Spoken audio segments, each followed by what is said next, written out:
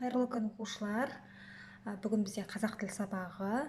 Дәптерімізді барлығымыз қазақ тіл пәніне дәптер арнады деп ойлаймын. Дәптерімізді ашып, бүгінгі күннің ретін жазамыз. Бүгінгі күннің реті қыркүйектің 7-сі, дүйсенбі. Бізде бүгін жаңа тақырып дыбыс және әріп. Кәнеке біз жаңа тақырыпты түсініп алайық. Бірінші сосын тапсырмалар орындайтын боламыз. Біз дыбысты балалар естиміз, айтамыз, міне. Естиміз, айтамыз, құлақпен естиміз, мінеке дыбыс айтылып жатыр, айтамыз. Келесі, ал әріпті көреміз және жазамыз. Мінеке әріптерді көреміз және жазады екенбіз, бізге бұл қайталау сабағы ретінде. Енді дыбыстың өзі дауысты және дауыссыз болып екіге бөлінеді. Өздеріңіз байқағаныңыздай, біз дауысты дыбыстарды қызыл түспен белгілеп жүрдік, ал дауыссыз дыбыстарды көк түспен белгілейміз. Дауысты дыбыстар, олар созылып айтылады, кедергіге ұшырамайды. Жуан, жіңішке, тілдің қатысына қарай жуан, жіңішке болып екіге бөлінеді екен. Буын құрайды, ал екі дауысты дыбыс қатар келмейді. Ал дауыссыз дыбыстар, олар созылмайды, кедергіге ұшырайды, қатаң ұяң үнді болып үшке бөлінеді, буын құрамайды. Екі дауыссыз қатар келеді. Мысалы, дауыссыз деп тұрғанда екісі қатар тұре, бұндай жағдайлар болады екен. Ал екі дауысты дыбыс қатар келмейді екен. Дыбыстарды есімізге түсірдік деп ойлаймын. Енді біз тапсырма орындайық. Бірінші тапсырмада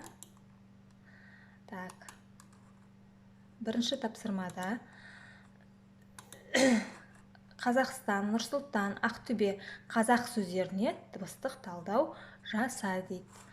Қазақстан, мінеке сөзі, буынға бөлеміз. Қазақстан. 3 буын бар. Неше дауыссыз дыбыс бар екен? 1, 2, 3, 4, 5, 6 дауыссыз дыбыс бар екен. Ал неше дауысты дыбыс бар екен? 1, 2, 3. Ал Нұрсұлтан сөзінде де Нұрсұлтан 3 буынға бөлінеді. 6 дауыссыз дыбыс бар. 1, 2, 3, 4, 5, 6. Ал дауысты дыбыстар О, А 3 дауысты дыбыс бар екен. Осы сөздерді дәптерге көшіріп жазамызда, ал Ақтөбе қазақ сөздеріне өздеріңіз талдау жасайсыздар. Екінші тапсырмаға көшпес бұрын біз мынандай ойын ойнап жіберейік, жоқ деген. Тыңдаймыз, анықтаймыз. Бірінші, сөз дыбыстан құралады. Ма әлде жоқ па?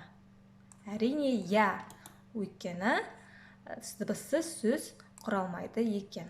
Екінші, А, О, И дауысты дыбыстар дейді. Әрине, дауысты дыбыстар, олар. Ал ана сөзінде 3 буын бар дейді. Ойланамыз, буынға бөлеміз. А, На.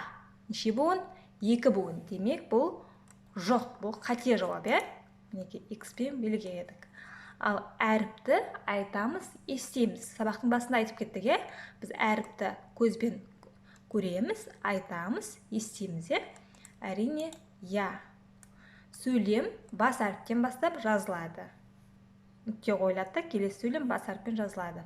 Әрине, Неке біз кішкене ойын ойнап алдық, есімізге түсіріп. Келесі, екінші тапсырма. Біз менің туған өлкем деген жалпы тақырыпта жүрген. Енді 3 мақал-мәтел берілген, мағынасын түсініп, не туралы айтылған түсініп, дәптерімізге қатессіз әдемі көшіріп аламыз. Отан елдің анасы, ел ердің анасы. Туған жерде жер болмас, туған елде ел болмас. Отанды сүйу от басынан басталады дейді. Бұлардың барлығы 3 мақал-мәтелде отан туралы екен. Бала дәптерге көшіріп аламыз қатессіз. Бүгінге 2 тапсырма, ойынды қайталаймыз. Ата-анамызбен немесе апа-ағаларымызбен ойнауымызға болады. Сау болыңыздар. Дәптерге жазып, кері байланыс ретінде суретке түсіріп жіберерсіздер.